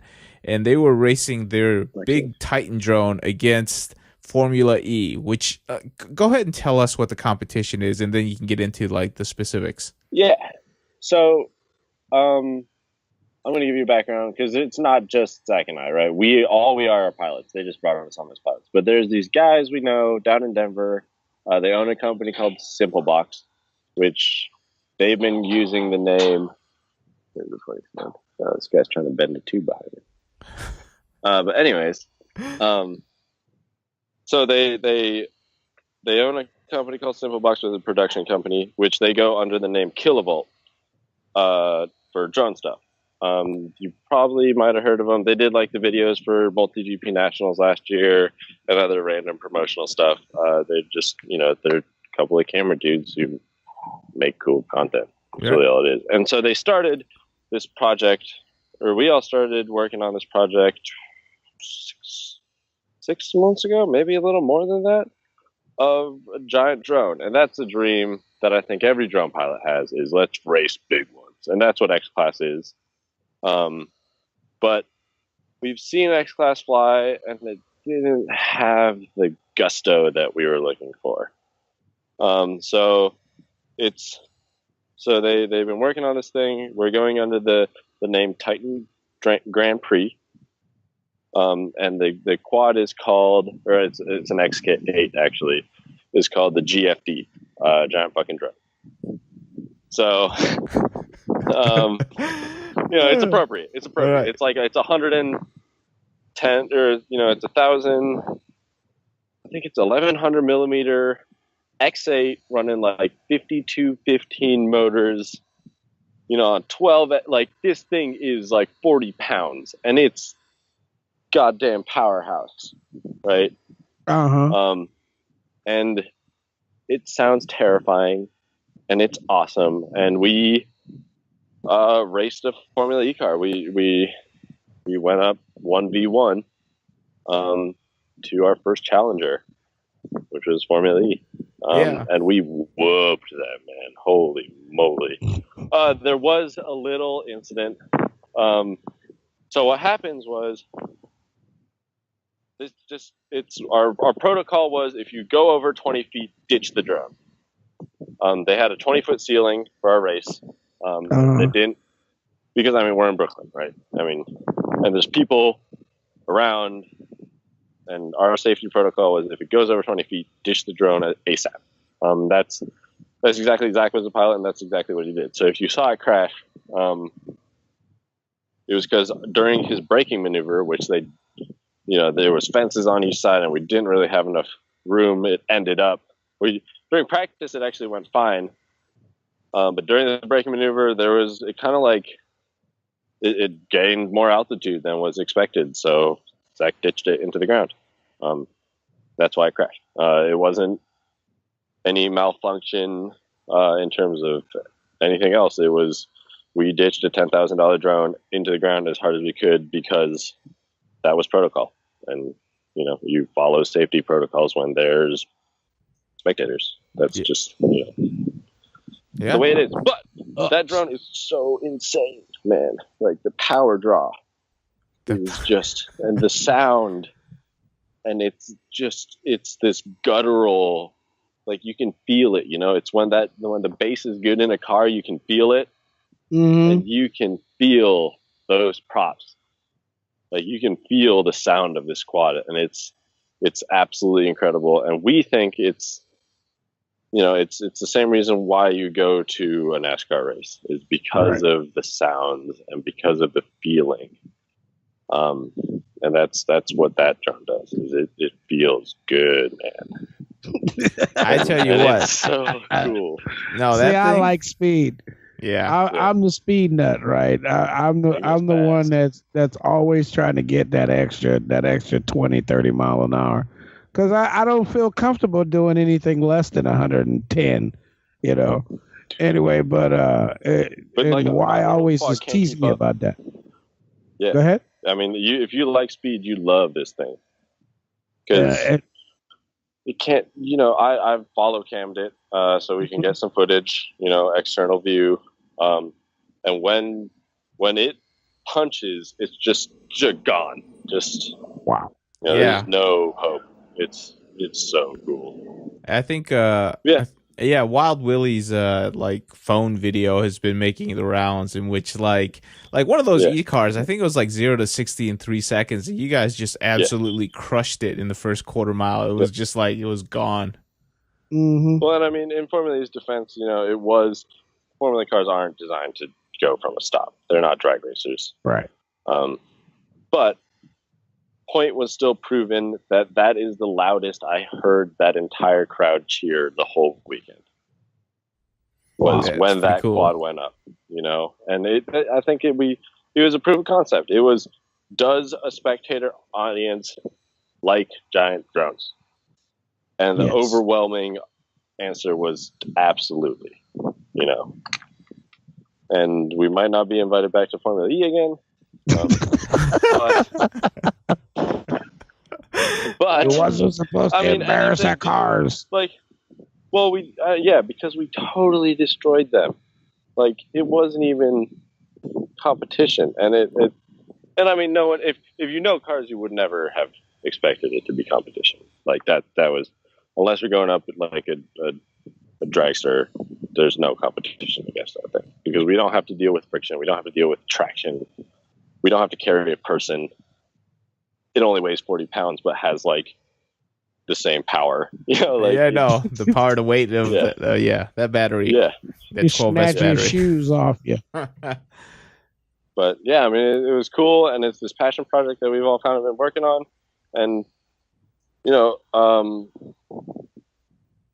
don't have approval for this, but like, any challengers that want to go up against us, like, we'll take you on.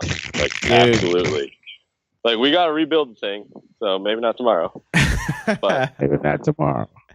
You guys should totally go after like the amateur dragsters. I'm not talking about the pro guys, right? Like, the guys that go out on Sundays to drag race. Friday night races. That's what I've been talking about doing. Pinks, man. Let's do it. I've been talking about doing that too. I'll be able to drive their car. They won't be able to fly our quad, so.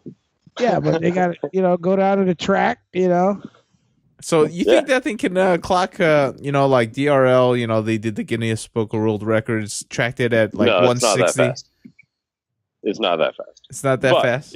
So we clocked it at 120 before we did the aero-ish body. Like, it's not scientifically aero, but it's definitely more aero than a flat plate. Mm-hmm. And that was before we put in the new Pulse batteries. So originally it was flying like old Tattoo AP rig, big old, 10,000 million or 20,000 million batteries, which are great for what they're designed to do. It's for an AP rig that floats around. But we upgraded to these heli packs that are like 65C, 5,000 milliamp 12Ss, right? Like, they can unload whatever amps you throw at them, and we had 4 of them in parallel. Wow. So it was, so it's definitely, so we clocked at 110 pre upgrades. So it definitely goes way faster than 110 now. Okay. Like, no problem. It would be interesting. And that's instantaneous. Like, we all know how fast quads accelerate, right? Right. And so it's 0 to top speed way faster than is comfortable.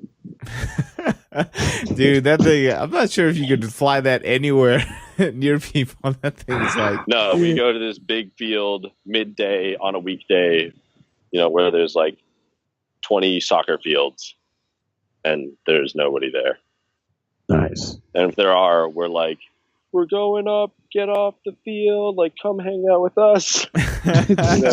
It's a 120 mile an hour lawnmower we're about to fly. Yeah. We're very, very, very careful with that. No thing. matter how fast you think you can run. Yeah. You can't hide from that thing. Right. But yeah, I mean, that's eventually where we hope it goes.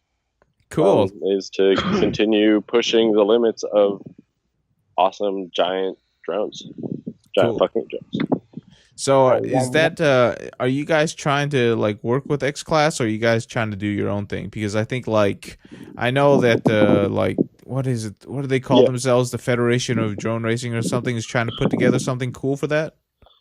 Yeah, so FDR is like Formula E's drone association. It's like, what they're just putting anything drone related and Formula E under. And we're not necessarily like, we flew under them because that was their jurisdiction to say. Mm-hmm. But yeah, I mean, we're not necessarily opposed to X Class. But we're taking a slightly different route, I think, where X Class is trying to do these bigger drones, that are running 6S or 8S, and 15-inch props. But we really, really, our goal was to go that whole step further for that wow factor. Mm-hmm. And it's at the moment more promotional. Right now, it's more just to make people go, holy shit, that was awesome. Where, like, I don't want to piss anyone off, but I might. But I've seen X-Class fly, and it's cool, and I love what they're doing, and I love what they're trying to do, but it wasn't exciting from a spectator standpoint. As someone who saw an X-Class race at Flight Fest West, it didn't really get my jimmies up. It was like, it was really cool, and I love that the passion that they put behind it, and I respect that. But it was like slower than big or normal quads, and they couldn't really fly through gates, and it was kind of just going around flags, and it wasn't exciting for me. Where our quad was just like this. You built the monster. yeah, and I Godzilla, here come Godzilla. Yeah, you gotta be Godzilla if you wanna make people go, holy shit, that was so cool. Right. You can't just dress up a bear as Godzilla. Like, yeah, it's still scary. It's still scary. Like that bear that's dressed up as Godzilla, I'd absolutely be terrified and it'd still kill me. Right. But it's still not Godzilla. It's not Godzilla. Yeah. I totally understand. So yeah, X-Class is cool. But I think we're going just a slightly different direction. Right. Understood. Well, that's pretty cool, though. I'm glad you guys are, like any sport, right? Every year you have to push the limits. Otherwise, it won't grow. Yeah. Otherwise, it won't get the attention that it needs to continue growing. And I mean, X-Class and us, we do have the same end goals, I think, which is racing 8 or 30 of them or however many of them up at once. That's totally the same goal. We're taking different steps. Definitely. I understand. All right. And cool. Remember, I'm just a pilot. I don't actually speak for the rest of the guys. These are just my personal opinions. The fastest pilot in the world, just disclaimer. That gets paid the most in the world, wants to put out a disclaimer. I mean, it's true, man. Because I don't want to put words in other people's mouths. Right. Well, that's being respectful. True. That's being smart. Yep, I agree. I just say you're smart. And everything I say on this podcast is absolutely my own personal opinion. There you go. Because I'm just rambling. Oh, come on, Jet. You're doing better than that. All right, Jordan. So, if people, let's start wrapping this up. If people want to, follow you or get in contact with you or see what you're doing, where's the best place where they can go? So, best place to follow what I'm doing is probably my Instagram. It's jet.fpv. Just solely because it's really easy to post on Instagram.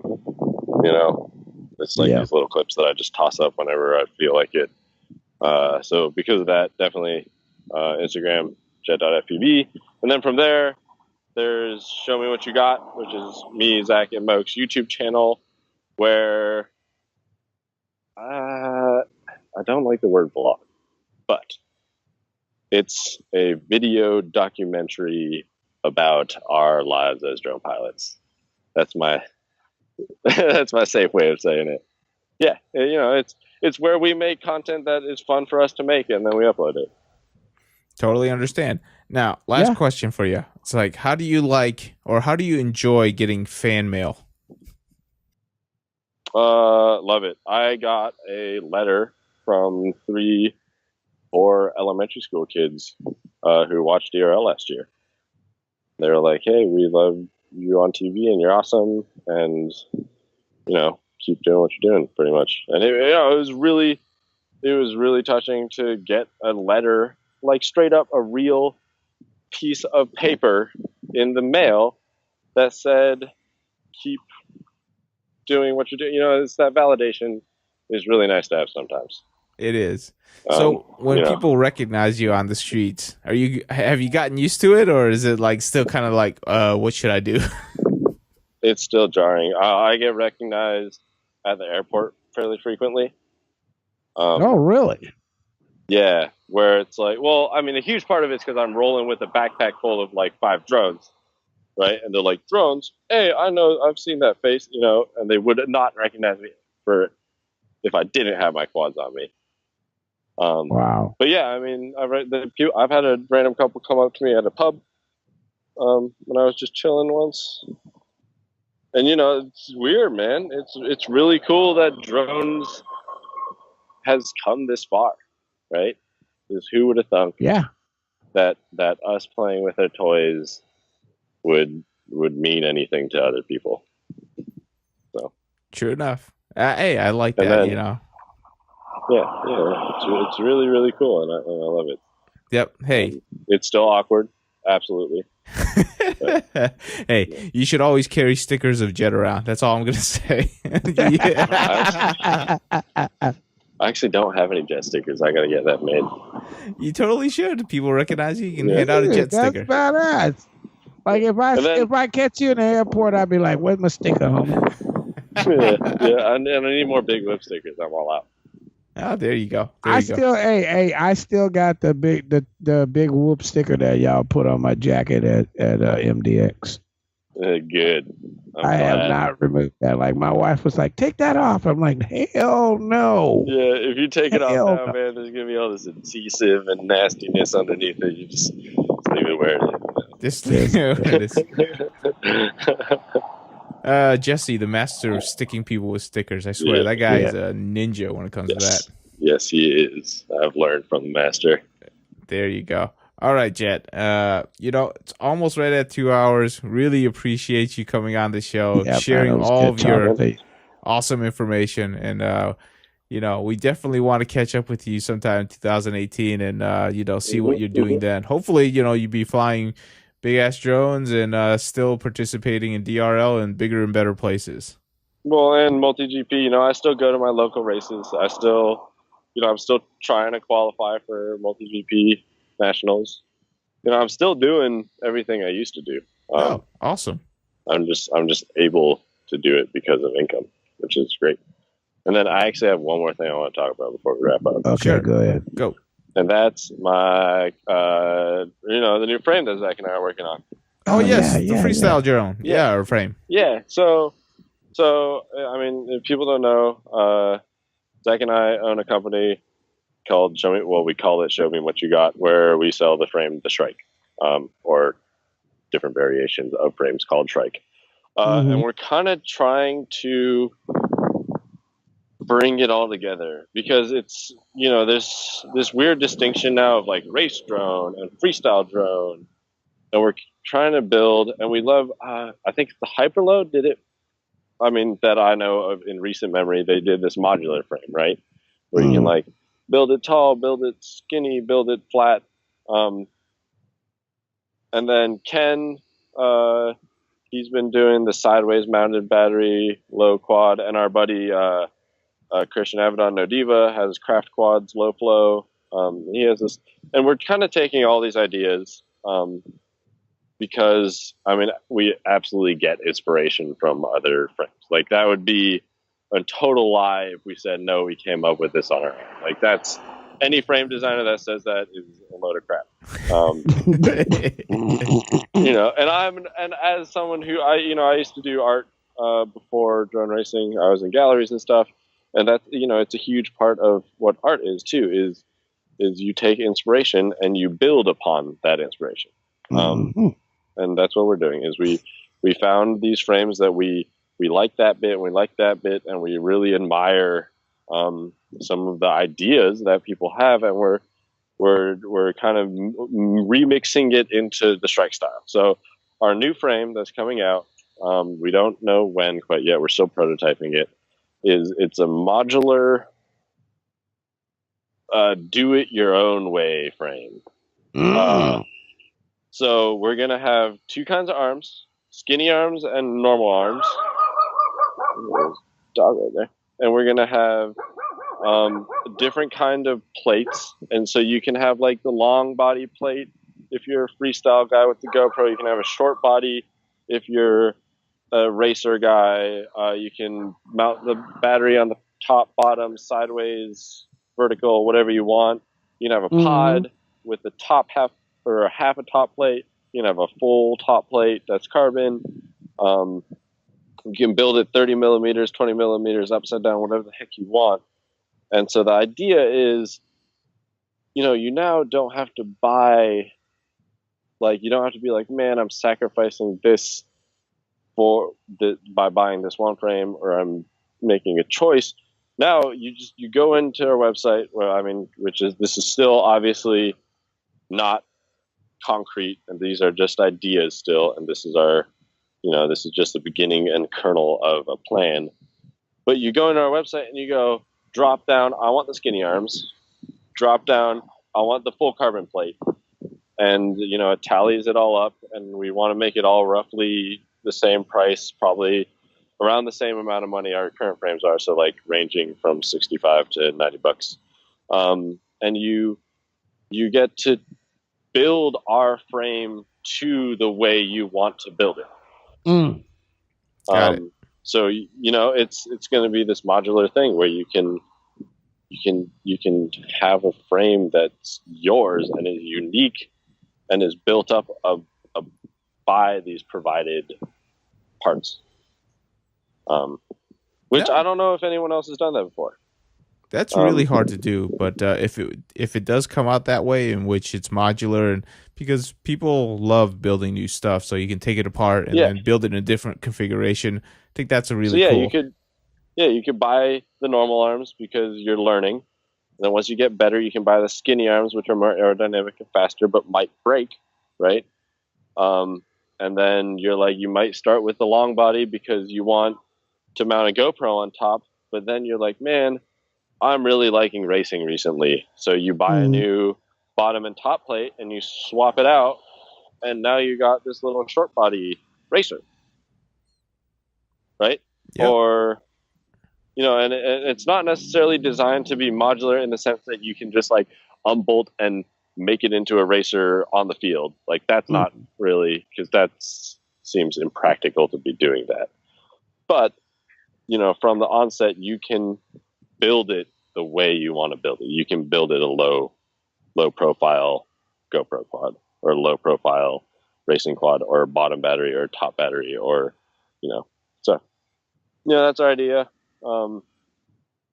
Definitely gonna be hard, and it's definitely, so far it's actually been going really well. Our prototypes all fly really awesome. And another thing is I'd love to hear people's responses to this, but we're actually going to ditch the PDB. The Strike PDB has been the base of the Strikes for a long time, right? It's what we design all the frames around, is the PDB. Right. But nowadays, no one, most of our sales, people are buying the carbon fiber PDB replacement. Because there's a Betaflight board, because there's these omnibuses, and for us, we've been using 4-in-1s. And then we think that's kind of the future, is everyone's going to be using 4-in-1s and micro rug caps. So we're ditching the PDB. And if there's a huge uproar about it, we'll think about it. But in all honesty, we think everyone should just start building with 4-in-1s, because they're reliable enough nowadays, and they kind of just work, and it makes building so much easier. Hey, the march of technology, right? As things Right. get better, Yeah. other things get You obsoleted. got to dish the headphone jack on the frame, Sorry, guys. Hey, there's still a lot of people angry about that. Yeah, I mean, we're not going to please every single person out there. And the frame isn't right for you. But Right. We think there will be enough people who will appreciate being able to build the frame the way they want to build the frame, that it will benefit more people than it will piss off. No, I mean everybody will swing around it. And I think most people would agree. It's much more fun to build a new frame than to try to figure out the gremlins of an old frame. Mm-hmm. And I mean, if you do need a PDB, you can go and buy a good old classic PDB, and that'll work just the same. Right. There's plenty of companies out there who are producing great PDBs, so we just don't think it's worth us selling one specific to our quad anymore. Sounds good. Cool. Hopefully you guys come out with that sometime this year, and Yeah. get it out before Christmas or Thanksgiving, so that be a great gift. Yeah, the plan is ASAP, but unfortunately, enthusiastic goals are not always met. So. Yep, it's tough. R&D is always longer than you expect. Yep, definitely. Cool. Elvin, you got anything else before we wrap up? I don't know. I've been trying out some new batteries. I can tell you that real quick. Florian is a new company that came out with some new batteries, and they're decent performance and in the right price range. 1500s, 45C, with like a 65C burst for under $18. So been finding those. Cheap That's battery. not a bad battery. That is cheap. That's not a bad battery, homeboy. I'm telling you. I was actually shocked. So, hey, for the starters, don't spill on some of the expensive batteries. Learn on cheap batteries. They're the first things that usually go. Like that's it. There's those China Hobby lines. China Hobby is another company that's out right now selling batteries in the U.S. But these guys are saying that they want to do more for us. Yeah. So. Yeah, I mean, and China Hobby lines, they're cheap and they work well, but they're definitely not the milliamp rating they say they are. Right. Like they're 1500, 100C, whatever. Great battery. It's like $23. It works great. But in a race, I've pulled like 1700 milliamps out of it. And I was like, it says 1500 on the pack, and I've raced 17 out of it with it not going, with it resting at like 3.6 or whatever, 3.5. So it's there's a little cheese going on there, but that's fine. Whatever. For the price, you'll deal with it, right? Yeah, exactly. And that's what I'm saying. I'm not saying I'm not still running my pulse batteries. I'm just saying that when I'm looking for those fill batteries, because not all of us. Right. You want it just full throttle the whole time. Right. Hey, that sounds like Elvin. Yeah. Yeah. Yeah, that's how I fly. Okay. Well, we're cutting out. Jet, thanks so for much for coming joining. on, Jet. Yeah. Thanks for having me, guys. I think you've walked like 3 miles now, right? Talking to us. Yeah, man. I mean, it's great. Everyone should go on a walk. He's on the other side of Queen Anne right now. Dude, I actually did a whole lap around Queen Anne. Jesus. So, hey, we've been talking for 2 hours. Walking, so. Yeah. I mean, it's everyone should go step outside, take a breather. Fresh air is good for you. All right, Jet. Thanks so much for joining us. We're going to cut out right here. It was a pleasure. All right.